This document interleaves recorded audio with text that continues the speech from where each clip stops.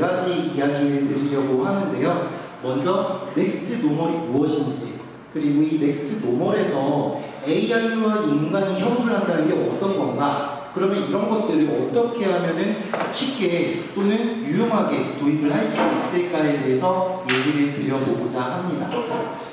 먼저 넥스트 노멀이라는 표현 혹시 들어보신 분 한 번만 손 들어봐 주시겠어요? 넥스트 노멀 다들 생소하시죠? 이 넥스트 노멀이라는 게 그냥 단어 자체를 풀어서 생각을 해보면은 뭔가 지금의 노말이 바뀌어서 그 노말이 또 다른 노말로 바뀌어가고 있다라고 생각을 해볼 수가 있습니다. 예를 들어서 우리가 검은색 상자들이 쭉 있다고 생각을 해볼게요. 이 상자들이 저마다 비슷한 크기로 있어요. 그러면 우리는 저런 상자들을 보고 생각을 할 수 있습니다. 대충 한 이 정도가 평균이지 않을까, 이 정도가 노멀 또는 정상이지 않을까. 그런데 이 중에 어떤 하나가 이상하게 되게 커요. 기존에 있었던 모습이 아니라 새로운 모습으로 존재한다. 즉 그런 것들을 비정상이라고 생각을 한번 해볼 수 있을 겁니다. 그래서 우리가 정상이라고 생각하던 것들, 우리가 늘 보아오던 패턴에 속해 있던 것들이 아닌 게 존재하게 됐을 때는 이거는 노말이 아니야. 근데 나머지 다른 것들이 비슷하게 퍼졌다고 생각을 한다면은 그 정상이 아니라고 생각했던 게 정상으로 바뀌게 됩니다. 즉 정상이라는 거는 어떤 하나의 표준이 되어 있는 건 아니고 그 전체적인 양상에 의해서 이게 노멀이다 아니다 하는 식으로 이제 바뀌어간다는 거죠. 그래서 우리가 코비드19라고 해서 2019년도에 코로나로 인해서 전 세계가 굉장히 많이 바뀌었잖아요. 그래서 그때도 우리는 넥스트 노말이다, 뉴 노말이다 이런 얘기를 많이 했었습니다. 특히나 원래 우리는 항상 대면으로 사람과 사람이 만나서 대화를 하고 비즈니스를 하고 하는 것들이 일반적이었는데 이런 것들이 코로나로 인해서 격리가 되다 보니까는 비대면이 오히려 일상이 되고 그러한 것들이 노멀이 되는 시대가 있었습니다. 그래서 넥스트 노멀 또는 뉴 노멀이라고 하는 것들이 이때 당시에 많이 언급이 되었고요. 그리고 우리가 또 코로나로부터 시간이 좀 더 흘렀잖아요. 그래서 이제는 AI가 굉장히 많이 보급이 되고 사용이 되고 또 이것들이 영향을 주면서 AI가 일상화된다. 즉 AI로 인한 새로운 노멀이 찾아오고 있다라고 말을 하고 있습니다. 그러다 보니까는 이 GPT가 작년에 특히나 영향을 많이 줬었거든요. 우리가 학교 수업에서도 GPT를 사용해서 과제를 한다든지 또는 뭔가 집에서 하는 시험 같은 경우에는 시험 문제마저도 GPT로 푸는 경우가 많았어요. 그래서 작년 5월달 기사인데요. 그때 당시에는 중간고사를 푸는데 그때 GPT를 이용해서 중간고사를 푸는 거예요. 그리고 이런 것들에 대해서 답안을 냈을 때 교수님의 입장에서는 와 되게 꼼꼼하게 너 숙제 되게 잘했다, 과제 잘했다, 문제 되게 해답을 잘 썼다. 그래서 이제 좋은 점수를 주는 경우도 있었어요.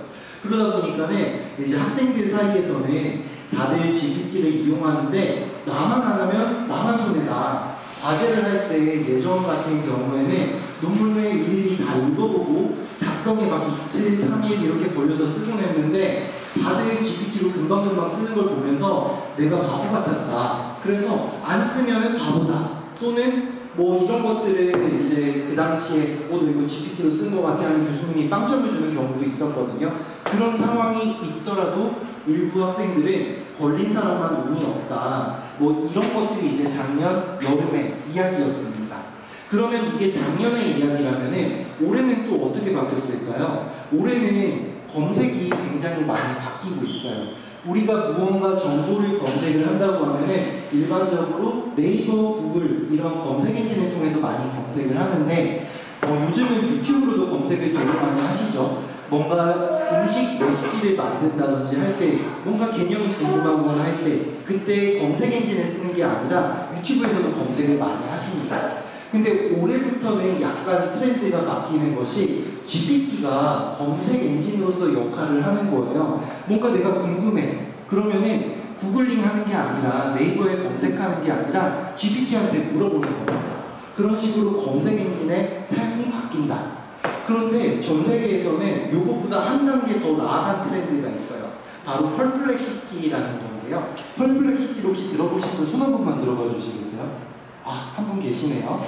이제 젠슨 황이라고 굉장히 유명한 대표님이신데 이 엔비디아 대표님이 즐겨 찾는 검색 엔진은 펄플렉시티라는 검색 엔진입니다. 그래서 이 펄플렉시티에 들어가셔가지고 뭔가 검색을 해요. 가령 코오다투데이 처음 들으시잖아요. 이런 스타트업이 뭐지? 이게 뭐지? 그래서 여기에 검색을 자연어로 입력을 합니다.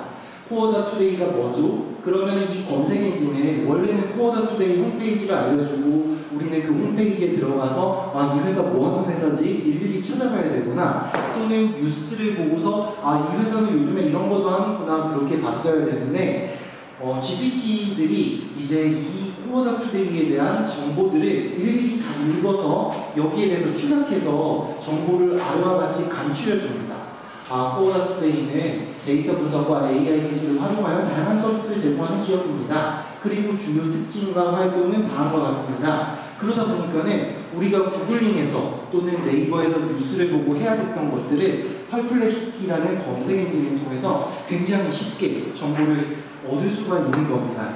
근데 펄플렉시티라는 것이 뭔가 이름도 되게 어렵잖아요. 생소하잖아요. 그래서 국내에서는 SK텔레콤에서 이런 것들을 쉽게 사용할 수 있게 굉장히 많이 노력을 하고 있습니다. 혹시 에이다 쓰고 계신 분 계세요? 에이다 많이 계시네요. 이제 에이다 같은 경우에는 SK텔레콤이 이런 AI 기업들에게 굉장히 많은 투자를 하고 있어요. 이 앞서 펄플렉시티라는 검색 엔진에도 SK텔레콤이 4천억인가 투자를 했거든요. 그러다 보니까는 SK텔레콤이 만든 이 에이닷이라는 곳에 에이전트라는 걸 넣기 시작합니다. 그래서 지금도 에이닷의 메뉴를 보면은 에이닷 에이전트, 멀티 엘리멘 에이전트, 뮤직 에이전트 이런 말들이 많아요. 그래서 오늘 이 시간에는 에이전트가 무엇인지 아시고 가면은 성공이라고 말할 수 있겠습니다. 그래서 이렇게 도구가 뭔가 제가 지금 얘기한 도구들 몇 가지가 되죠. 이렇게 도구들이 계속 많아져요. 그래서 처음에는 재밌어요. 펄플렉시티라는 검색 엔진이 있다고? 구글이 아니라 그런 걸 쓰면 또 뭔가 정보를 더 쉽게 얻을 수가 있구나. 근데 조금 지나면은 새로운 게 또 나옵니다. 그리고 또 나와요. 이런 것들이 계속 빠르게 나오다 보니까는 어느 순간에는 지치게 돼요. 새로운 거 또 나왔어. 또 뭐야 이거는 하면서 이제 지치는 순간이 오게 된다는 거죠. 그래서 여러분들은 뉴스나 언론을 통해서는 계속해서 새로운 도구에 대한 소식을 받으실 거예요. A가 뭘 합니다. 네이버가 어떤 AI를 만들었습니다. 그렇게 도구에 대한 소식들을 듣다 보면은 지치게 되니까는 일단 도구에 묻히지 말고 원리를 이해하는 게 나의 피로감을 덜어주는데 굉장한 도움이 됩니다. 그래서 이 원리 부분을 좀 더 쉽게 한번 설명을 드려볼게요. AI의 성분 방정식을 먼저 생각을 해볼게요. AI가 지금 막 언론이든 우리 일상이든 계속 언급은 되는데 AI가 왜 잘 되는지 또는 성능이 왜 이렇게 좋은지에 대해서 이해하기 위해서 사람들이 정리를 한 게 있습니다. 크게 세 가지라고 말할 수 있어요. 먼저 첫 번째는 AI가 똑똑해지기까지 충분히 많은 데이터, 엄청나게 많은 데이터를 잘 준비를 했다. 그래서 빅데이터가 첫 번째 요인입니다. 그리고 두 번째는 이런 빅데이터를 계산하는 데 있어서 GPU라는 우리가 기존에는 게임이라던가 이런 데 사용했던 그런 그래픽 프로세스 유닛이라는 GPU가 성능이 정말 좋아졌다. 그리고 이러한 GPU에 계산을 하기 위해서 알고리즘이 굉장히 좋아졌기 때문에 AI가 성공할 수 있었다라고 말합니다. 그런데 이 세 가지가 이 AI의 성공 방정식이 아니라 사실은 딥러닝이라는 좀 더 낮은 레벨의 AI는 좀 더 폭넓은 이야기거든요. 그래서 딥러닝의 성공 방정식이에요. 근데 딥러닝이 하도 유명해지다 보니까 하도 널리 퍼지다 보니까 딥러닝이 AI를 대체하는 표현이 되는데 그 대체하는 표현에 약간 요 세 가지도 변화가 있거든요. 대표적으로는 이 빅데이터가 예전에는 어느 정도면 크다고 말을 할 수 있을까요? 한 1테라, 2테라 이렇게 용량으로 생각을 하다가 이게 혹시 라이온이라고 혹시 들어보신 분 계세요? 이제 여러분께서 피드백을 주시면은 피드백에 맞춰서 저는 내용을 계속 업데이트해서 소개를 드리려고 이제 여쭤보니까 편하게 손 들어주셔도 돼요. 이제 제가 질문 안 할게요. 이제 라이온이라는 빅데이터가 몇 년 전에 공개가 됐습니다. 이거는 50억 개의 이미지 데이터와 텍스트 데이터를 모아놓은 거거든요. 이 50억 개가 얼마나 많은지 상상이 안 되시죠? 그래서 상상하기 쉽게 한번 생각을 해보면은 주 5일로 풀타임으로 이 이미지에 대한 설명이 이 텍스트가 맞나 이거를 검수를 한다고 해보죠. 그러면은 781년에 이 50억 장의 이미지의 검수를 마칠 수가 있습니다. 다시 말해서 우리가 주 5일로 풀타임 일하는 근로자를 781명을 뽑으면은 1년 안에 이 데이터를 다 검수를 할 수가 있을 겁니다. 그런데 또 일주일에 한 장씩 검수하는 게 사실 쉽지 않겠죠. 그리고 781명을 뽑으면은 또 인건비가 얼마나 많이 들겠어요. 그런 시스템이며 공간이며 굉장히 많이 들겠죠. 그래서 이제는 이렇게나 많은 데이터를 가지고 학습을 시키기 때문에 성능이 좋아질 수밖에 없다. 그리고 우리가 기존에는 게임을 하던 그런 그래픽을 사용하는 게 아니라 굉장히 고성능의 지금 여기 앞에 있는 컴퓨터가 얼마 정도 되는지 혹시 예상이 되세요? 우리 일반적으로 쓰는 데스크탑보다 조금 더 크거든요. 얼마 정도 될 것 같으세요? 뭐 얼마 정도라고 하면은 보통 뭐 한 1억, 2억 얘기를 하실 수 있을 거예요. 요거는 한 3억 정도 합니다. 지금은 가격이 많이 다운이 돼서 1억 5천 정도가 되는데요. 어쨌든 이런 식으로 우리가 그냥 데스크탑 한다고 하면은 비싸면 몇 천만 원이었거든요. 그런데 이 가격이 계속해서 GPU가 몇 천만 원을 하는 거거든요. 그래서 굉장히 좋은 초초초초 고성능의 그런 그래픽 프로세싱 유닛이 나왔고, 이런 것들이 올해 같은 경우에는 이제 H100이라고 하는 80기가짜리 GPU 카드를 쓰는데 여기 한 5, 6천만 원 해요. 이 5, 6천만 원짜리 카드를 기업들이 가지고서 엄청나게 돌리는 거예요. 가령 페이스북, 지금은 메타라고 하죠. 이 메타 같은 경우에는 이 그래픽 카드를 35만 장을 가지고 있다고 합니다. 이 그래픽 카드를 간단하게 1억이라고 생각을 해볼게요. 왜냐면 그래픽 카드가 6천만 원 주니까 이 그래픽 카드를 장착하기 위한 컴퓨터도 몇 천만 원 하거든요. 그래서 대충 한 1억이라고 쳤을 때 메타, 페이스북은 35만 장 이 그래픽 카드를 가지고 있다면 도대체 얼마일까요? 조 단위로 넘어가게 되는 거죠. 그렇게나 많은 그래픽 카드들을 가지고 계산을 하다 보니 어지간한 작은 기업들, 어지간한 작은 나라에서는 이러한 것들에 대해서 돈을 쓰기가 정말 쉽지가 않은 겁니다. 그리고 마지막으로 세 번째 같은 경우에는 사람들이 처음에는 그냥 일단 무조건 오래 학습을 시켜보자, 더 크게 학습을 시켜보자라고 생각을 했는데 점점 더 영리한 알고리즘을 생각을 하기 시작했습니다. 그래서 여기에 있는 그림은 어텐션이라는 개념을 표현한 건데요. 어쨌든 더더더 똑똑한 알고리즘을 사용한다. 처음에는 막 엄청 큰 280빌리언이라고 해서 1빌리언이 10조였나? 네, 그래서 굉장히 큰 모델이었는데 이 모델을 우리가 너무 크게만 하지 말고 작지만 효과적으로 해보자.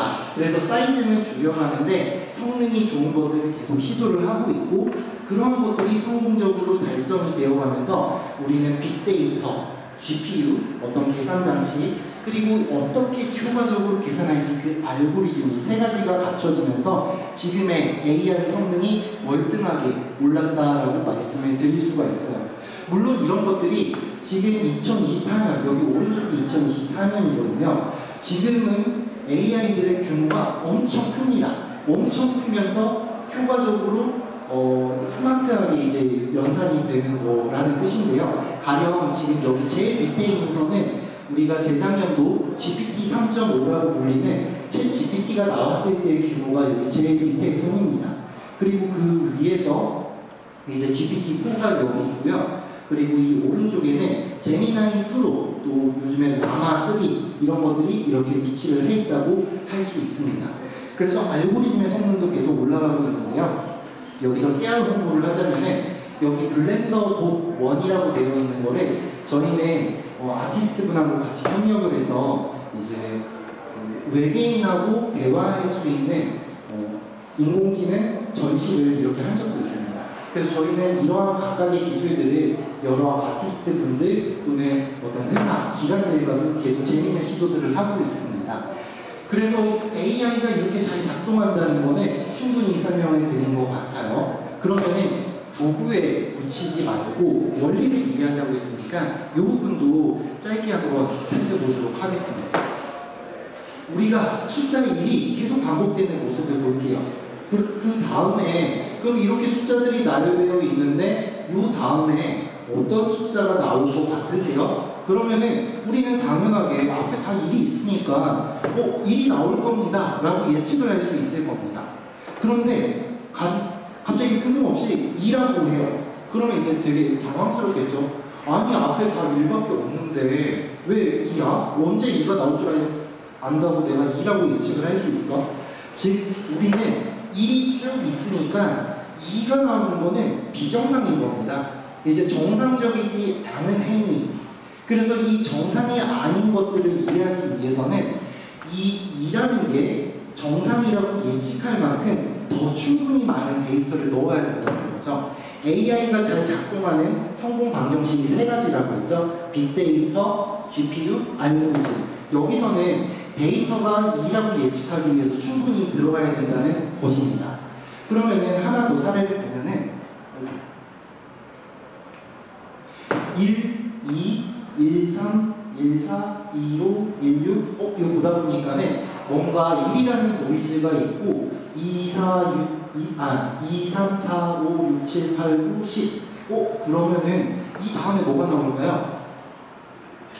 네, 1이라고 생각을 할 수 있겠죠. 그리고 이러한 것들에 대해서 GPT한테도 물어봐요. GPT한테 이거 다음에 올 숫자는 뭐야? 그럼 얘가 이제 분석을 합니다. 각 숫자는 1과 그 다음에 오는 숫자의 순서로 반복되고 있습니다. 그래서 1, 11이 될 것입니다. 그래서 AI도 이제 이런 패턴을 굉장히 잘 이해를 하죠. 그럼 이제 여기서 마지막으로 한 단계만 더 나아가 볼게요. 1, 2, 3, 5, 8, 14, 21. 뭔가 되게 생소한 패턴이에요. 혹시 이거 뭔지 아세요? 이게 피부나치 수열입니다. 여기 앞에 두 개의 숫자를 더하면 그 다음 숫자가 되는 건데요. 가령 1 더하기 1은 2, 1 더하기 2는 3, 2 더하기 3은 5, 3 더하기 5는 8 이런 식으로 패턴이 있는 겁니다. 이거를 수학에서는 아래와 같이 피부나치 수열의 일반항이라고 해서 이렇게 만들 수 있는데요. 이 만들어진 거에 루트 5라고 하는 굉장히 생소한 모양들이 있기는 하지만 재밌게도 이 n에다가 나는 첫 번째 숫자가 뭔지 알고 싶어 라고 하면은 여기에 1을 넣게 되면은 루트 5가 약분이 되면서 1이라는 숫자가 나오게 됩니다.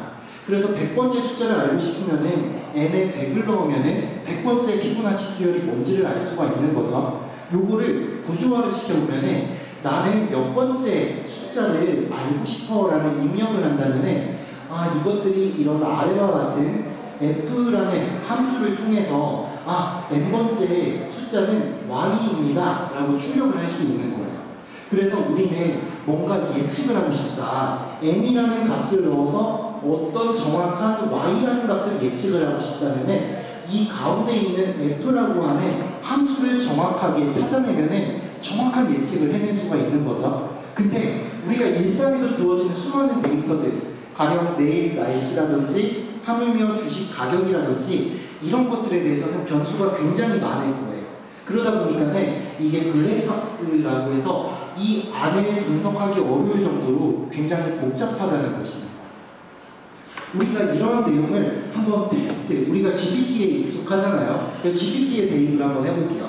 안녕하 다음에 나올 글자가 뭘까? 라고 질문을 한다고 해보죠. 그럼 우리는 일상에서 안녕하 다음에는 안녕하세요 이런 것들이 굉장히 익숙할 거예요. 그래서 안녕하세 라고 예측을 할 수 있습니다. 근데 또 뜬금없이 안녕하삼이라고 했어요. 그러면 3을 어떻게 예측을 하지? 라는 거예요. 가령 안을 넣으면 0이 나오도록 학습을 하고 안녕을 넣으면 그리고 안녕하를 넣으면 일반적으로 기존에 있던 수많은 데이터들은 안녕하세인데 우리는 안녕하삼을 예측하기 위해서는 안녕하삼 같은 것들을 넣어야 된다는 것입니다. 그래서 충분히 많은 데이터가 들어간다면 텍스트를 원하는 방향으로 좀 더 정확하게 예측을 할 수 있다. 물론 사실 이거를 그냥 데이터만 많이 넣는다고 해서 해결이 되는 건 아닙니다. 가령 머신러닝과 러닝머신, 뭔가 우리 인간의 입장에서는 머신러닝은 뭔가 막 AI 이런 분야고, 러닝머신 같은 경우에는 우리가 헬스장에서 보는 그런 머신인데, 이 두 가지가 다르다는 걸 사람은 쉽게 인지를 하는데 AI가 인지하는 건 또 다른 영역이거든요. 그래서 뭐 문맥을 보자든지 여러 가지 스마트한 알고리즘들을 만들면서 이런 것들이 이제는 잘 작동하게 됩니다. 그 근간의 하나는 어떤 AI한테 기존의 이미지 인식이라고 하면은, 아, 이거는 브라우저입니다, 요거는 핸드백입니다, 요거는 뭐 사진입니다, 이런 식으로 전통적으로 예측을 했다면은, 지금의 AI들은 지금 이 단어가 사진에 어떤 부분과 연관이 되어 있는지 집중할 수 있는 알고리즘들을 넣어요. 가령 사람은 이 사진에서 사람 부분, 여기 빨간색이 AI가 집중하고 있는 부분이거든요. 그리고 도구라고 하면은 개 부분에 이제 집중이 되겠죠. 그리고 플레잉하는 거는 개하고 사람이 손을 맞잡고 있는 부분, 그리고 위드라는 전치사는 뭔가 구름하고 같이 있는 거일 수도 있고 개하고 같이 있는 거일 수도 있고 해서 이 전반적인 영역에 있어서 집중을 한다. 이런 식으로 AI가 어떤 부분에 무엇이 관계되어 있는지를 학습을 시키면서 성능이 계속 좋아지게 되고 있습니다. 근데 복잡한 얘기는 차치하고 쉽게 말해서 AI가 지금 잘 되는 원인 중에 하나는 빈칸 채우기를 잘 한다는 것입니다. 어떤 빈칸을 뚫어놓으면 잘 예측을 해라. 그리고 그 예측하는 것들이 이건 명사야, 동사야, 이런 거에서 더 나아가서 동물이다, 행위다, 함께다, 어떤 개념적인 것까지도 의미를 잘 담아내면서 성능이 좋아지더라. 그래서 이걸 위해서 굉장히 수많은 알고리즘들이 있지만 이 알고리즘들이 강력한 힘을 얻은 것들을 우리는 사용한다. 이런 것들이 이미지에서도 똑같이 사용이 되고 있습니다. 이제 이미지의 빈칸을 뚫는 거예요. 그리고 이 부분에 뭐가 들어갈 것 같아? 그러면 우리가 주변에 봤을 때 코하고 비슷하게 생긴 정보가 있네, 입하고 비슷한 정보가 있네. 그럼 이 빈칸을 어떤 걸로 예측을 해낼 수가 있을 테고, 여기에 대해서 빈칸을 여러 개를 막 뚫는 거죠. 그럼 여기에 구름이 있을 수도 있지만 뭔가 하늘색으로 채워낸다, 여기는 귀로 채워낸다, 그런 것들을 하는 겁니다. 그러다 보니까는 지금의 AI는 여기 이렇게 대충 밑그림만 줘요. 여기는 회색, 여기는 가방끈, 그렇게 해서 예측을 해줘 라고 하면은 오른쪽과 같이 일러스트를 손쉽게 예측을 해낸다는 것입니다. 빈칸 뚫기를 했을 때 그 빈칸에 채워넣은 정보를 잘 예측을 할 수 있다. 물론 그때는 지시를 잘 해줘야 됩니다. 사진처럼 예측을 해줘, 또는 일러스트처럼 예측을 해줘. 지금 아래 같은 경우에는 일러스트처럼 예측을 해줘라고 해서 이렇게 그려낸 거예요. 또 다른 예제를 하나만 더 살펴보고요. 만약에 점을 2개 찍어놨습니다. 이 점 2개를 가지고 너가 로봇을 한번 그려볼래? 그러면은 우리 인간들은 일반적으로 어떤 생각을 하게 되냐면은 이 검은색 점 2개, 뭔가 눈이 연상이 되시지 않으세요? 로봇에 어떤 눈으로 표현을 할 수 있지 않을까? 그래서 AI한테 그려보라고 하면은 이렇게 로봇들을 그려냅니다. 우리가 일반적으로 생각하는 눈이 이 점이 된 로봇의 그림이죠. 근데 AI를 계속 돌리면은 눈이 아닌 경우도 예측을 해요. 가령 관절로도 예측을 할 수 있겠죠. 이 점 2개가 어떤 로봇의 관절로서 사용이 된다.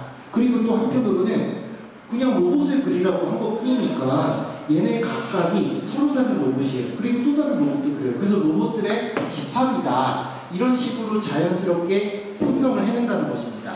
우리 인간들은 일반적으로 아래와 같이 그린다는 편견이 있다 보니까는 저런 시도를 했을 때 AI한테 그럼 AI가 뭔가 창의력을 가지고 있는 거 아니야? 왜냐면 아래쪽이 노말이잖아요. 일반적으로 우리는 눈으로 생각하는데 이 비노말인 부분이 AI가 창의력을 가졌다고 생각할 수는 있지 않을까라고 시작을 한다는 겁니다.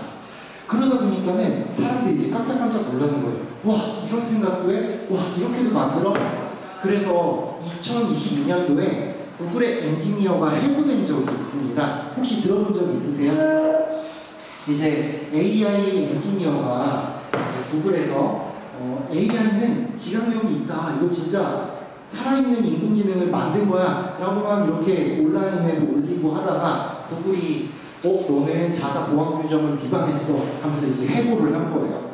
그래서 사람들이 이때 이런 얘기를 들으면서 저거 진짜 그냥 착각한 거 아니야? 그냥 텍스트 예측을 정말 잘하는데 사람처럼 생각한다고 잘못 이제 생각한 거 아니야? 그러니까 이렇게 반도체가 사람의 마음을 가지고 있는 지각, 인지 뭐 이런 능력을 가지고 있는 게 아니라 그냥 단지 예측을 잘하는 것뿐이 아닌가. 이 구글 엔지니어가 해고당했을 당시는 2022년도 람다라는 모델이었습니다. 아까 그래프에서 보면은 이 해고당한 엔지니어가 본 AI는 여기에 있거든요. 그러니까 GPT 3.5가 이 검은색 선이고요. 이 검은색 선에서 이 아래에 있는 게 람다인데 지금 요즘 구글의 AI는 제미나이 프로라고 해서 여기 있거든요. 그러니까 지금 규모도 일단 엄청나게 커졌어요. 그러다 보니까 성능도 진짜 많이 좋아졌겠죠. 그래서 이 해고당한 개발자가 놀란 AI보다 성능이 얼마나 더 많이 좋아졌겠습니까? 이런 상황이다 보니까 싱귤러리티라는 지점이 도달됐다라고 주장하시는 분들도 생기기 시작해요. 싱귤러리티 혹시 들어보신 분 계세요? 네, 감사합니다. 이 싱귤러리티는 뭐냐면은 한국어로는 특이점이라고 해요. 2005년도에 레이 커즈와일이라고 구글의 발명자이신데요. 이분이 2005년도에 쓴 책에서 하는 얘기입니다. 인간의 지식이 이렇게 향상이 되어 간다면은 AI가 어느 순간 인간의 지식을 훌쩍 뛰어넘는 역급수처럼 급격하게 인간에 뛰어넘는 순간이 올 것이다. 그것이 특이점, 싱귤러리티다. 그래서 싱귤러리티 is near 해서 특이점이 거의 왔다라고 해서 20년 전에 말씀을 하셨어요. 그러다 보니까는 20년 전에 굉장히 뜬금없는 소리였거든요. 근데 이제는 막 이렇게 AI가 진짜 살아있는 것 같아요. 이거 살아있는 생명체 아니에요? 라는 시점이다 보니까 이런 얘기들을 하기 시작합니다. 게다가 여러분들 GPT 쓸 때 존댓말 하세요? 반말 하세요? 반말 하세요? 반말하는 거 기록 남잖아요. 그 나중에 공격당하면 어떡해요? 그래서 이게 3위전 기사거든요. 3위전 기사에 보면은 챗 GPT에게 존댓말 쓰시나요? 미국인의 48%는 AI를 정중하게 대해야 한다라는 설문조사까지 있어요. 근데 이게 그냥 하는 소리가 아닙니다. 정말 AI한테 존대를 하면은 성능이 좋아져요. 왜 그런지 한번 설명을 해볼게요. 일단 우리가 아까 숫자 예측하는 거를 한번 해봤잖아요. 그 숫자 예측에서 반말로 해볼게요. 다음에 올 숫자는 하고 되게 짧게 말을 해요. 그럼 AI도 1, 11 이렇게 반말로 대답을 합니다. 근데 여기에 존댓말로 물어보는 거예요. 다음에 올 숫자는 무엇인가요? 그럼 얘가 굉장히 친절하게 대답을 해요. 주어진 숫자 패턴 보면 숫자 1이 반복되고 그 사이에 2부터 10까지의 숫자가 있네요. 그래서 다음에 올 숫자는 1이 될 것입니다. 따라서 정답은 1입니다. 반말로 하면은 되게 짧게 반말. 그리고 내가 존댓말을 하면 얘도 존댓말. 이런 것들이 진짜 그럴까 이제 연구자들도 궁금해지잖아요. 그러다 보니까는 이거에 대한 연구도 굉장히 많습니다. 그 대표적인 것이 이제 어떤 문장을 구분하는 입력을 합니다. 근데 이때 그냥 입력하는 게 이 파란색이에요. 문장 두 개가 어떤 의미가 다른지를 판단해 주세요. 근데 여기에 아래 빨간색은 덧붙이는 거예요. This is very important to my career. 이거는 제 커리어에 매우 중요한 문제입니다. 그래서 너가 어떤 답변을 하는지는 정말 나한테 중요한 영향을 미쳐요. 라고 이런 문장을 넣으면 마치 사람을 설득하는 거잖아요.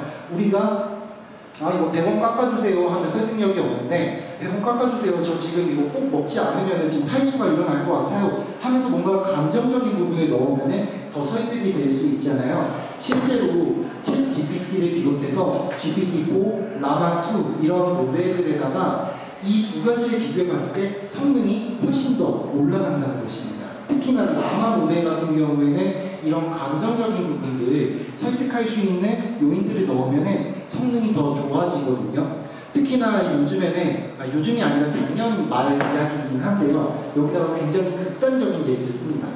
너가 지금 이 문제를 풀지 않으면 정확하게 풀지 않으면 폭탄이 터질 거야. 뭐 핵폭탄이 발사가 될 거야. 그러면은 더 성능이 높아집니다. 그래서 이제 어떤 분들은 이제 이번 달 얘기인데요. 매우 예의 바른 프롬프트, 굉장히 공손하게 하면은 요약을 해달라고 할 때도 길고 상세하게 요약을 해주고요. 무례하게, 서밋, 이렇게 휙 이렇게 하면은 얘도 굉장히 짧게, 그리고 극도로 무례하게 했을 경우에는 반박까지 한다고 합니다. 이 요약을 하는데 막 반박을 하는 거예요. 그렇기 때문에 공손하게 존댓말로 입력을 해야 된다. 이게 뭔가 AI가 살아있다는 표현이 되는 걸까요? 어떻게 생각하세요? 그거에 대한 근간은 결국에는 어떤 데이터로 학습을 했느냐거든요. 우리가 네이버 지식인에 봤을 때 무례한 질문에 대해서 제대로 된 답변이 달리는 경우들이 있나요? 사실 잘 없죠. 무례한 질문에 대해서는 무례한 답변 또는 제대로 된 답변을 하지 않는 경우가 굉장히 많습니다. 그렇기 때문에 GPT에 넣은 그 빅데이터의 상당 부분들은 공손하고 이제 진중하게 질문했을 때의 답변들이 제대로 된 답변이 많기 때문에 결국 AI가 어떤 생각을 가지거나 살아있기 때문이 아니라 데이터의 특징이 그러하기 때문에 그러한 예측한 값을 사용할 때 우리는 원하는 결과를 얻을 수 있다는 겁니다. 즉 우리가 어떤 입력을 하느냐에 따라서 원하는 출력을 얻을 수가 있고, 잘 입력을 하면은 존댓말을 하든 또는 선택 포인트로서 나 이거 취업하기 위해서 정말 중요한 정보야, 너 이거 내 자소서 굉장히 잘 써줘야 돼 라는 입력을 한다면은 내가 원하는 방향으로 잘 예측을 할 수 있다는 것입니다. 그래서 이러한 입력에 있어서는 전통적으로는 사진 파일을 넣는다든지 시계열 데이터 또는 텍스트 데이터 이런 것들을 넣기 시작했었는데요.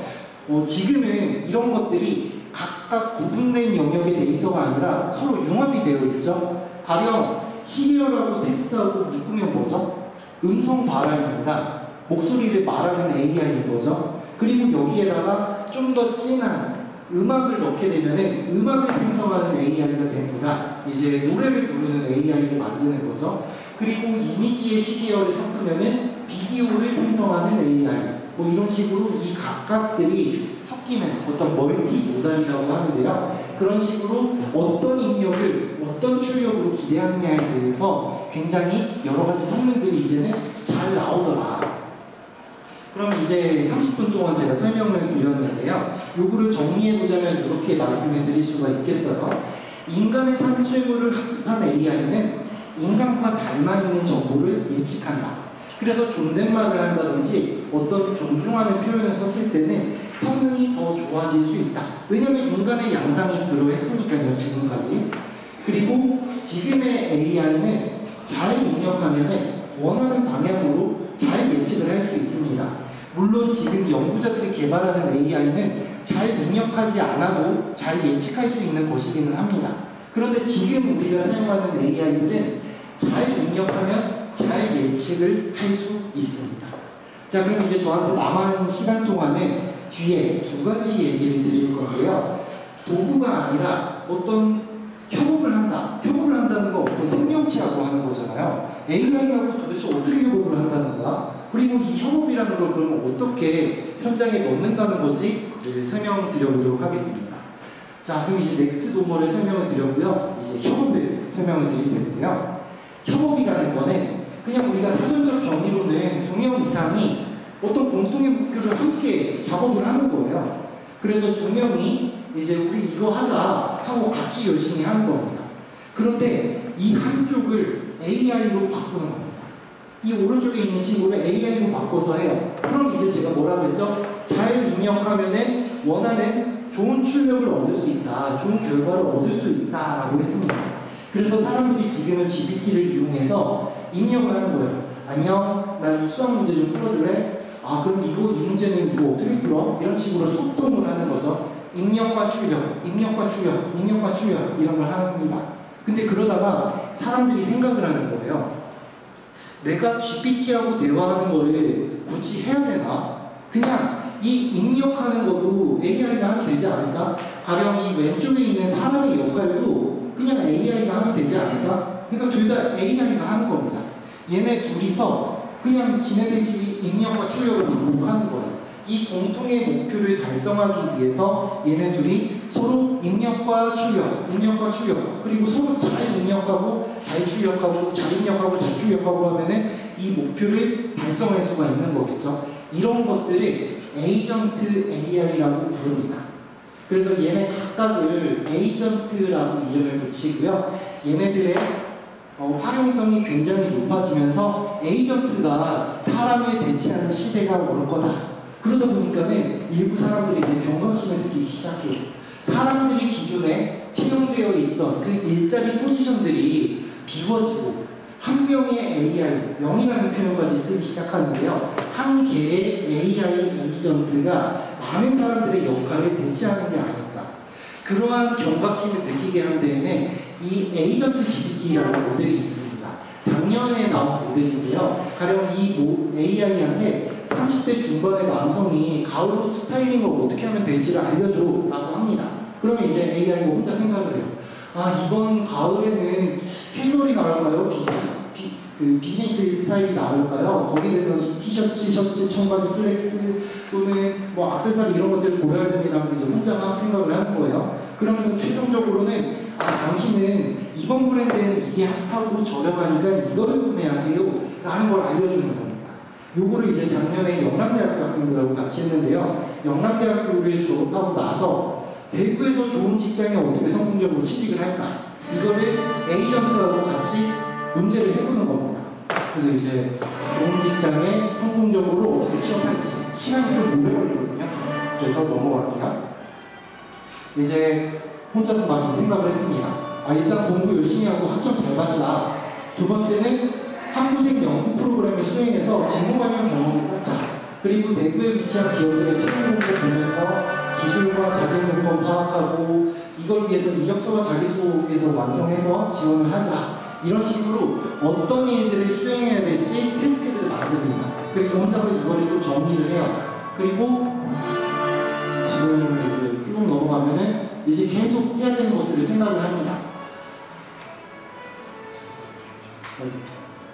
그러면서 여기 옆에 이제 단계들이 들어가는 거예요. 내가 그걸 달성하기 위해서 어떤 것들을 해야 되는지, 그리고 그런 것들을 성공적으로 내 현실에 맞게 어떻게 할 수 있나. 그래서 한 20분 정도 걸려서 최종적인 전략을 내가 만들어냅니다. 그래서 이거 말고도 가령 어떤 친구는 아, 크리스마스 전에 여자친구 사귀는 거 어떻게 해야 될지 들어보고 싶어요 라고 해서 그럼 얘가 대구에 있는 핫플레이스를 찾아요. 핫플레이스 이 카페에 가서 공부를 해라. 공부를 할 때 그냥 공부하는 게 아니라 이 책을 들고 해라. 뭐 이런 식으로 전략을 짜줍니다. 그래서 이건 16분 정도 걸려서 얘기를 합니다. 저희 코어가투데이 유튜브 채널 가시면 이런 영상들이 있으니까는 어떻게 작동하는지 한번 보실 수가 있어요. 이런 상황이다 보니까는 사람들이 이제 생각을 하는 거죠. 에이전트라는 게 되게 재밌네. 그러면은 좀 더 한번 영리하게 해보자. 그래서 나온 게 이런 거. 이제 회사에 팀을 꾸리는 거예요. 너는 CEO 에이전트야. 그리고 문서화 팀이 있고 코딩 팀이 있고 디자인 팀이 있어. 그리고 이거 만든 거를 테스트를 할 거야. 이런 식으로 팀을 구성합니다. AI들로. 그리고 여기에다가 주주, 그러니까 제가 이제 이 CEO한테 역할을 주는 거죠. 아, CEO님, 저희 이러이러한 기술이 필요한데 이거 개발해 주세요. 그럼 얘가, CEO가 이제 생각을 합니다. 아, 우리가 이 작업을 달성하기 위해서는 이러한 규칙을 가지고 일을 하자. 그리고 여기 전체한테 전파를 해요. 그럼 CPO가 아, 웹사이트를 만듭시다. 그래서 웹사이트 어떤 거 만들지? 그럼 CTO는 파이썬으로 만듭시다. 그래서 파이썬을 웹사이트 만드는데 아이디어는 파이팅을 쓸지 어떨지 이제 막 생각을 해요. 그리고 독스트링이라고 해서 문서 쓰면은 이제 코딩팀이 개발을 시작을 합니다. 그래서 개발 코드 짜고, 그럼 이 코드 짜면 이제 에러가 날 수 있잖아요. 이 에러 난 걸 여기 테스트 팀에서 에러를 테스트를 해요. 그럼 이제 무슨 라이브러리 설치가 안 돼 있네요. 그럼 픽 인스톨 뭐 하고 이제 반복을 하면서 이 프로젝트 하나를 완성해내는 겁니다. 그래서 여기 코드 보면은 코드 리뷰까지 해줘요. 여기 테스트 팀에 코드 리뷰어가 있고 테스터가 있고 역할들이 또 나눠져 있는데 얘네들끼리 각각의 코드를 테스트하면서 이 코드는 느린데 이렇게 해야 더 개선이 되는데 라이브러리가 이게 최신이 아니니까 이런 걸 써야 돼 하면서 이제 바꾼다는 거죠. 그러니까 뭔가 이 각각의 AI들, 여러분들은 챗 GPT라고 하는 하나의 GPT와 대화를 하지만 이 역할을 가진 GPT들이 팀 단위로 묶여져 있고 그 걔네들이 이제 나 이렇게 생각해 잘 입력된 걸 출력하고 그 출력을 입력받아서 출력하고 얘네들이 이제 막 이렇게 반복을 하는 거죠. 그러다 보니까는 업무를 잘 정의하면은 얘네들끼리 이 문제를 푸는 거예요. 그래서 최종적으로 완성된 좋은 솔루션을 만들 수가 있다. 그래서 우리가 개발자들은, 연구자들은 이런 에이전트들을 일반적으로 이렇게 정의를 합니다. 에이전트라는 게 어떤 GPT와 같이 어떤 입력을 했을 때 출력을 하는 건데 거기에는 도구라는 개념과 기억이라는 개념 그리고 계획이라는 개념 이 세 가지를 놓습니다. 시간이 짧아서 좀 넘어갈게요. 이 자료는 저희가 다 공개가 되어 있으니까요. 코어다투데이 홈페이지에서도 다운받으실 수 있습니다. 몇 달 전에 이제 에이전트 병원이라는 게 나왔어요. 환자들의 질병을 이제 예측하는 게 굉장히 어렵잖아요. 그래서 환자와 의사들을 에이전트로 만드는 거예요. 그래서 얘네들끼리 이제 시뮬레이션 합니다. 여기 환자들이거든요. 환자들이 이제 산책도 하고 어떤 애는 책을 읽고 이런 각각의 상황들이 있는데 내 아픈 증상을 가서 이제 등록을 하고 설명을 하고 합니다. 그러니까는 이제 처음에는 코로나인지 독감 A인지 독감 B인지 이런 것들을 예측하는 게 어려웠는데 이 시뮬레이션을 돌리면 돌릴수록 정확하게 예측을 할 수가 있고 그래서 나중에는 이게 에이전트 호스피탈이라고 하는 건데요. 성능이 그냥 GPT 쓰는 것보다 훨씬 더 성능이 좋게 실제 개선이 된다라는 게 있습니다. 그러다 보니까 에이전트를 그럼 우리가 현실에서 어떻게 사용을 해볼까? 가령 GPT에 뭔가 긴 문서 넣으면은 얘가 너무 길어서 할 수 없어요 이러잖아요. 그때는 번역 에이전트들을 이제 두는 겁니다. 너는 클라이언트고 너는 주니어 에디터, 너는 시니어 에디터, 그리고 너는 프루프리더 막 이런 식으로 역할을 나누어서 이 PDF 파일 하나 다 번역을 해 하고 넣으면은 얘네가 이제 번역을 할 수가 있더라. 그래서 저희는 이러한 에이전트들을 향수에 적용을 해서 해보고 있고요. 이러한 것들에 대한 지금 이 모델이 저기에 적용되어 있지는 않은데 이러한 내용들은 저 왼쪽에 있는 체험 분수에서 한번 어떤 식으로 AI 에이전트가 활용이 되는지를 한번 체험을 해보시면 좋을 것 같습니다. 그래서 이런 식으로 에이전트들이 작동이 되는데 그럼 우리 현업의 현장에 기관에는 어떻게 도입을 할 거냐? 이런 소프트웨어는 진짜 많습니다. 어마어마하게 많아가지고요. 뭘 써야 될지도 어려워요. 그래서 그때는 제가 말씀드린 AI의 성공 방정식을 기억하시면 쉽습니다. 일단 빅데이터 같은 경우에는 우리 현장에 맞는, 우리 기관, 우리 기업에 맞는 데이터를 GPU를 아까 막 6천만 원, 8천만 원 이런 얘기 했잖아요. 그래서 그거를 굳이 살 필요 없습니다. AWS 같은 클라우드에서 사용하면 됩니다. 그리고 그러한 것들을 적합한 알고리즘, 방법 이런 게 진짜 너무 많거든요. 그렇기 때문에 우리 현장에 맞는 데이터를 적합한 알고리즘으로 클라우드에서 돌리면 잘 된다라는 것입니다.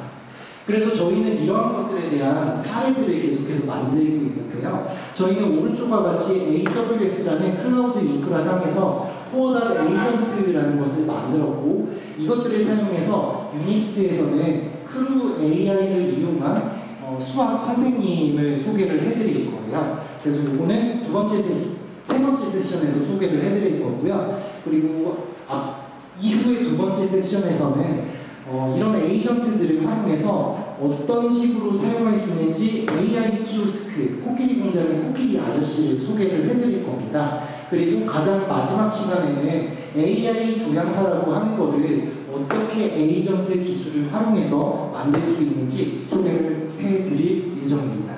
네, 그래서 이러한 설계들이 이런 AWS 클라우드 기반으로 구축이 되어 있어서 이런 AWS는 무엇이고 무엇이 장점이며 우리가 이런 것들을 어떻게 사용할 수 있는지를 바로 다음 이어서 AWS AM님께서 이제 소개를 해주실 계획입니다. 네, 그래서 AWS가 클라우드가 뭐냐 그리고 실제 잘 작동하고 있는 사례들을 보실 텐데요. 짧게만 한번 소개를 드리면은 코끼리 공장의 경우에는 장난감들이 이렇게 인식을 합니다. 그럼 이 인식한 장난감을 이 장난감은 어떤 장난감이니까 여기서 나사를 10개 푸셔야 되고 요거를 어떻게 분해를 해야 됩니다라는 인식하는 AI를 만들었어요. 그래서 이런 것들을 이렇게 AI 코끼리 아저씨라는 에이전트를 만든 거를 이따가 소개를 드릴 거고요. 그리고 수학 같은 경우에는 수학 문제도 요즘은 GPT가 굉장히 잘 풀거든요. 근데 그거에다가 어떻게 더 잘 설계를 할 수 있을까? 알고리즘적으로는 뭐 RLHF라든지 여러 가지 방법들이 있는데 그런 AI 수학 튜터를 어떻게 만들고 있고 2학기 동안도 이제 여러 가지 형태로 만들 거거든요. 그런 걸 소개를 해드릴 거고요. 마지막 시간에는 AI 교양사가 만든 향수들. 저희가 사전 등록을 해주신 분들은 체험 공간에서 향수를 직접 만들어 가실 수 있고요. 사전 등록을 못하신 분들은 체험을 했을 때 샘플을 나한테 어울리는 AI 향수는 어떤 건지 시향도 직접 해보실 수 있거든요. 그래서 쉬는 시간이나 여러 시간들을 활용하셔서 옆 부스에서 체험을 해보시면 좋겠습니다. 그리고 이런 개념들이 사실 지금 굉장히 일반화되지 않았습니다. 굉장히 생소하고 아니 GPT 쓰는 것만도 어려운데 무슨 에이전트야 라는 시점이기는 합니다. 그래서 이러한 것들이 좀 더 일반화되고 많은 분들이 필요로 하게 되셨을 때는 좀 더 구체적으로 이런 것들이 뭐 라우터라든지 어떠한 설계에 인해서 잘 작동할 수 있고 우리는 어떤 전략을 짜야 되는지를 나중에 세미나를 또 열어서 소개를 해드리도록 하겠습니다. 저희는 이러한 AI 솔루션들을 AWS 클라우드 위에서 사용할 수 있는 여러 가지 사례들을 만들고 있고요. 만약 의뢰를 주고 싶으시다면 또는 궁금한 게 있으시다면 저희 코어닷 홈페이지에서 문의하기 버튼 클릭해서 편하게 남겨주시면 또 연락드려서 논의할 수 있도록 하겠습니다. 네, 그럼 발표 들어주셔서 감사하고요. 혹시 질문 있으실까요? 네, 그러면 일단 이렇게 시간을 마치도록 하겠습니다. 감사합니다.